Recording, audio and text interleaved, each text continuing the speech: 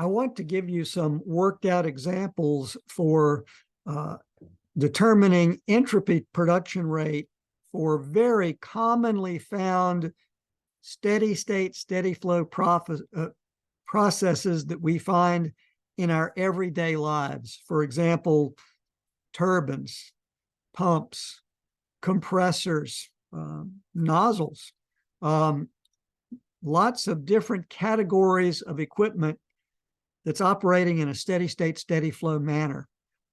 And I found that the calculation of entropy production rate for these is very difficult to understand.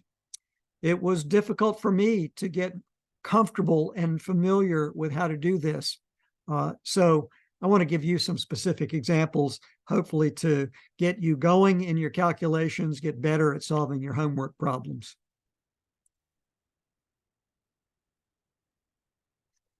So this video applies to open systems. Think about what is an open system. And by far and away, we're going to talk about basically open systems operating steady state, steady flow. And all of my examples are going to be one inlet and one outlet, just to try to keep it simple to get your comfort level a little better than it might be right now. Oh, and so here's what we're going to be. This is entropy production rate, sigma dot, for an open system. Going to cover entropy production rate crash course, just to remind you what the units should be, that type of thing. We'll review the basics of what's the governing equation for calculating entropy production rate for an open system operating in a steady state, steady flow process. And then we'll get into the worked out examples. Crash course on entropy production rate. Remember entropy, just the word entropy. Well, that's a property. There's a bunch of properties you already know. Then we've added a property called entropy. And of course, remember, very similar to internal energy and enthalpy, there's two versions. One is the extensive property, capital S, and one is the intensive property, little s. And for open systems, typically we are working with little s, the intensive property entropy. We engineers basically call it entropy. It's a little unusual for us to call it specific entropy, just for shortcut jargon, okay? But for these problems, we're going to be working with specific entropy, or many engineers just call it entropy. I've tried to start with a little sketch. Let's remind ourselves what does a sketch of an open system look like. And also I'm adding, we're going to talk about steady rates, some open system operating at a steady rate, such that, let's say we're depicting output power, W dot. It would be steady. It would be constant in time. For example, 5 kilowatts steady. Okay. Heat being added at a steady rate from temperature of the surroundings. And also the mass flow in exactly matches the mass flow out. So this could be considered sort of a generic open system with one inlet and one outlet. Okay. Let's go back to the textbook and start trying to figure out entropy production rate. Entropy production rate, sigma dot, and that's found in section 6.9 of your textbook. It's really important. And equation 634 is a very generic, it's a generic statement of rate of entropy production found over on the right-hand side of this equation for any open system. Now, we're going to immediately go, I needed to add this exclamation point for myself to remind myself to bring out this important point. When we say steady state, steady flow, this general statement equation of entropy production rate becomes much simpler because we set to zero the time rate, ds dt, of entropy of the control volume, S of the control volume. Look, we're operating at steady state, steady flow. So the property contained within any control volume does not change with time. That's the definition of steady state. And that's how we can turn this term ds dt dsD time of the entropy of the control volume. That's how we turn it to zero and throw it away. All right.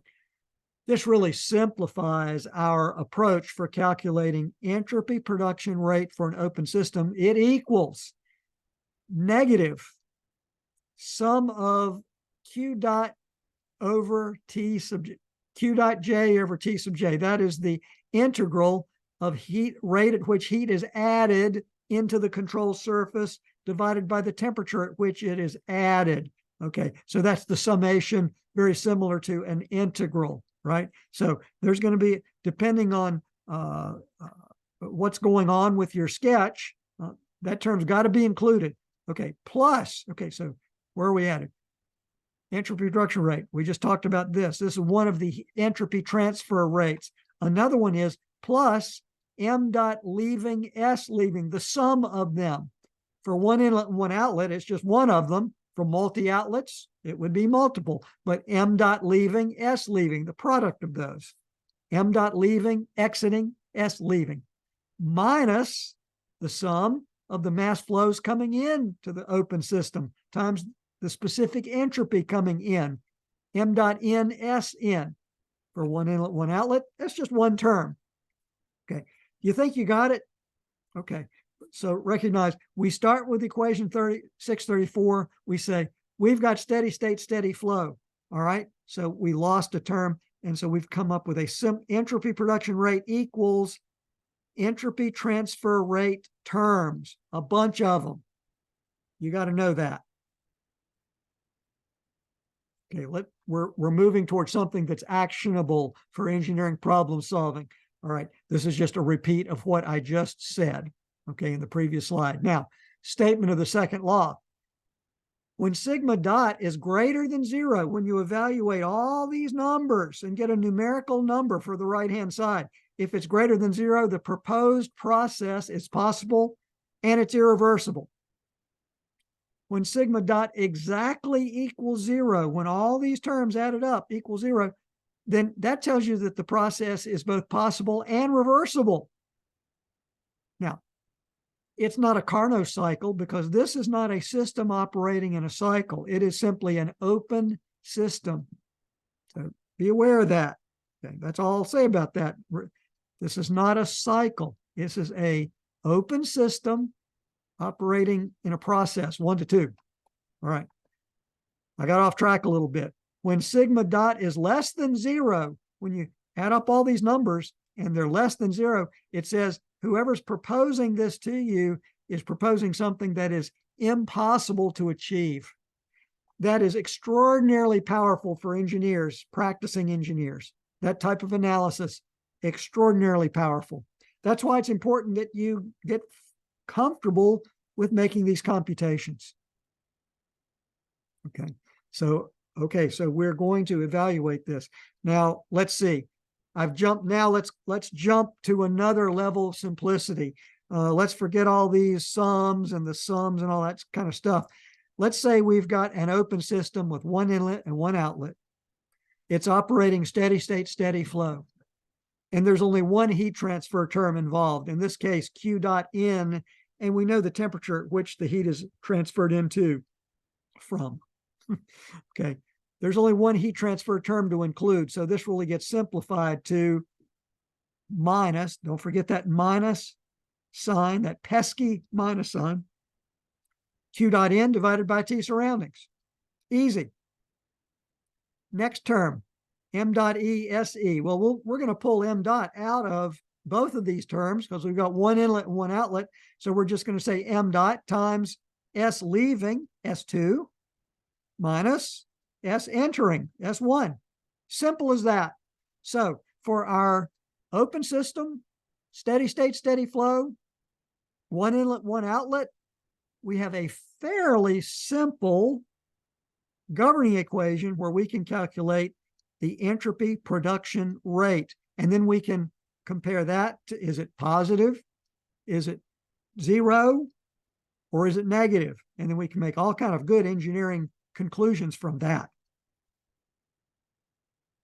Before I get into the specific examples, a learning tip for you. What's an isentropic process? In your class and in your homework problems, you may see the word isentropic. Well, that means constant entropy. An isentropic process, a constant entropy process, is one which is reversible and adiabatic. Okay, so that's, commit that to your memory. An isentropic process is a reversible process, and an isentropic process is an adiabatic process. Okay, and I should put a dot there. Q dot n equals 0 for an open system. Okay, so if a process is reversible and adiabatic, then it is isentropic. S2 minus S1 equals 0. Entropy stays constant. All right. Now, example problem 1, a lot of given information. And here we go. The ideal gas air flows into a fully insulated turbine at a rate of 3 kilograms per second. That's m dot. And the inlet conditions, a pressure of 1 megapascal and a temperature of 400 degrees K. The turbine exit pressure is 100 kPa. During this process, the specific entropy, little s2 minus little s1 of the air, increases by 0.15 kilojoules per kilogram degree K. Now, my little assistant over here is talking to me. You're going to have to excuse me and say hi to my friend Tigger. Tigger, come over here. Come on. Either come on or over here or be quiet. He's not paying a bit of attention to me. All right. He's talking again. All right. So back to our problem. We've got all this given information. It says, draw an equipment sketch of the steady state, steady flow process. Draw a TS diagram depicting the process. That's necessary. But finally, determine the rate of entropy production for this process. That's the homework part. But you got to start with a sketch. So we're going to do that. Here's our sketch. Turbine. Okay. Inlet conditions given. So I'm showing m dot, state 1. Okay. Here's w dot out, output power. Q dot in. Okay. Oh, on my sketch, I've said Q dot in equals 0. Q dot in equals 0. Fully insulated. That means adiabatic. Fully insulated. Q dot in equals 0. So although I'm showing an arrow, I'm also explaining that I've got no heat transfer for this problem. Outlet state 2. TS diagram. Okay. Air is an ideal gas, so there's no vapor dome. I'm operating between a high pressure at the inlet and a low pressure at the outlet. Okay. I didn't draw these lines parallel for a reason. So as pressure increases, these lines of constant pressure get steeper. I'm starting at state 1. And in the problem statement, it said the specific entropy increases by 0.15 kilojoules per kilogram degree K. And so I'm showing that state 2 is to the right of state 1. Okay. Also, I'm showing a dashed line. So I'm guessing that this process is irreversible. I'm going to be right about that. So I've shown the process 1 to 2 as a dashed line, irreversible. We'll go back and check that. All right. Our job is to calculate the entropy production rate, sigma dot. We'll go back to our governing equation and look at the first term, Q dot N over T surroundings. That's 0. It's adiabatic. Q equals 0. Woo, that's great. Plus m dot times S2 minus S1. Man, this is an easy problem. M dot was given. S2 minus S1 was given. Sigma dot is plus 0.45 kilowatts per degree K. We conclude that my sketch is correct, my dashed line. This is a possible process and it is irreversible. So we can't show a solid line here. We have to show a dashed line because it's an irreversible process. That's as easy as it gets. But what made it easy? Adiabatic. Adiabatic made it easy. You good with that? Next problem. A little tougher. And in fact, the given information is on the next slide. It says, an engineer is going to propose to you an industrial compressor process that involves heat rejection from the casing of the compressor. It involves heat transfer from the casing of the compressor. Your job is to determine if the proposed process is possible or impossible. If possible, determine if the proposed compressor operates in a reversible or an irreversible manner. Okay.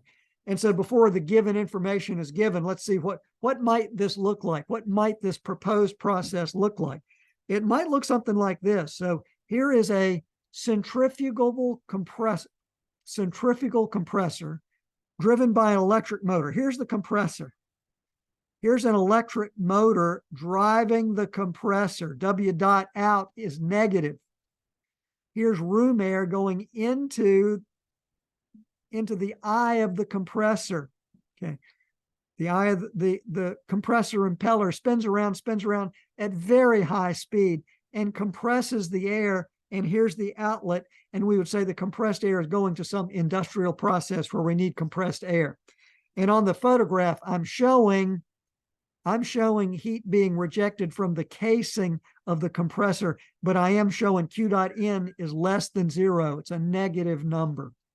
All right, now for back to the homework problem. Ideal gas air flow rate is 2 kilograms per second. The inlet conditions: traditional room air, 100 kPa and 290 degrees K.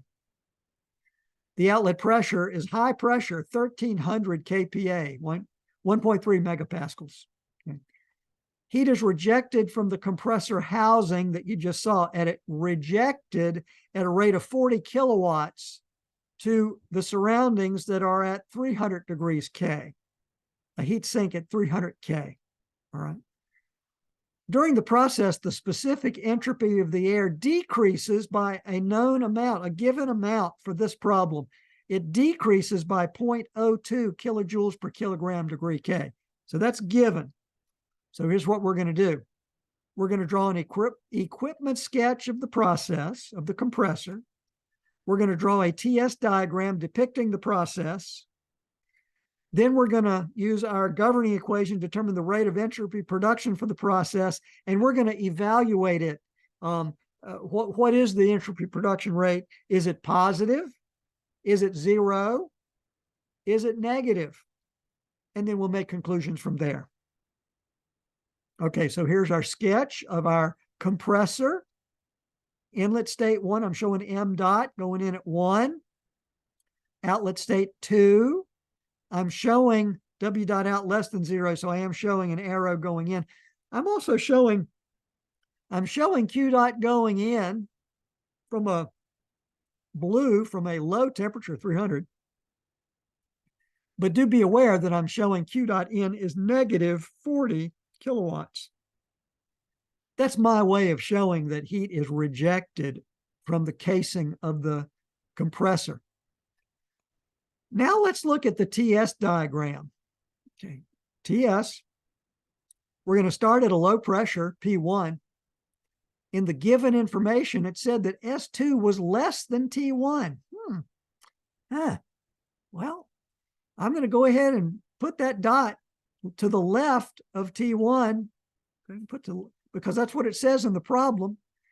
And I'm going to put a dashed line. I'm going to figure that it must be irreversible. Okay, so here's our higher pressure. But I'm showing my sketch and scratching my head and say, well, let's see where this heads us. Okay, here's my governing equation for entropy production rate, sigma dot, equals negative Q dot N over T surroundings, negative Q dot N over T surroundings, plus M dot times S2 minus S1. We can derive that. All right, well, let's put in the numbers. Well, we're going to carry our minus sign in. In our bracket term, Q dot N is negative 40 kilowatts. Be very aware of that. Divided by the temperature at which the heat transfer occurs, 300 K. Plus our mass flow terms, M dot, 2 kilograms per second, times the given S2 minus S1, negative 0.02 kilojoules per kilogram degree K. Let's take a look at our units and our numerics. Okay, I've got a negative, that's a positive. I do the math, 0.1333, and my unit's kilowatts per degree K. Got it. Right-hand term, 2 times negative 0.02 is negative 0.04 units. Kilograms, those are going to cancel. So I've got kilojoules per second per degree K, kilojoules per second. That's a kilowatt. My units are consistent. Yay. So now I'm going to do the math. I've got plus 0.1333 minus 0.04. I've got sigma dot is plus 0.0933 kilowatts per degree K. It's bigger than 0. It's possible, but irreversible. Okay, so we got it. All right, now some remarks. So let's write the results out clearly. Okay, rather than say, okay, got it. We'll move on to the next. Here's a reprise of our problem. We had a compressor where heat was rejected from the compressor housing, rejected from the housing at a known amount to a known temperature. And during the process, the specific entropy of the air decreases. That's a little unusual, but that was what's given in the problem, right? So we went through the math and we determined the rate of entropy production is positive, okay? And since it's greater than 0, the proposed process is possible and it's irreversible. And so that verifies our sketch, 1 to 2, right? Okay. Now, here's the key point. The key point is, so some folks that might not be so familiar with working these problems might say, but I thought entropy had to increase in order for something to be possible. Okay. Well, that's true, particularly that is true for an adiabatic process. For an adiabatic process, S2 minus S1 must be positive. Okay. Let's go back and see why. I went backwards. If the compressor were adiabatic, what would this term be here? If there was no heat transfer across the casing, that would be 0. And so sigma dot to be positive, S2 minus S1 would have to be a positive number. S2 would have to be greater than S1 because we rejected heat for this problem, this is possible, but irreversible. So our dashed line is still valid. My little assistant is still talking to me, but he will not come over here to get on camera. If he comes over, I'm going to put him on the camera. Tigger, come over here. Come over here. Come on.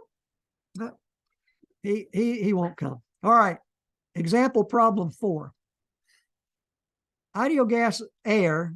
We've got air, ideal gas. It expands in a reversible adiabatic open system at a rate of 5 kilograms per second. The inlet pressure and temperature are 1 MPa and 500 degrees K, and the outlet pressure is 100 kPa. Determine the rate of entropy production for this process. Okay, we got all these information. All right. Let's start with a sketch. All right. Here's our sketch. We're showing Q dot in, W dot out, and then we're going to read the problem. And in the problem, it said reversible and adiabatic. Reversible and adiabatic. This is a trick question. It's a trick question because now we'll go back to our governing equation and say, okay, 80, all right, let's as if we were going to go through the math. Well, this term, Q dot N over T surroundings, it's 0, adiabatic. Reversible and adiabatic. Remember that tip? Reversible and adiabatic means isentropic. Isentropic.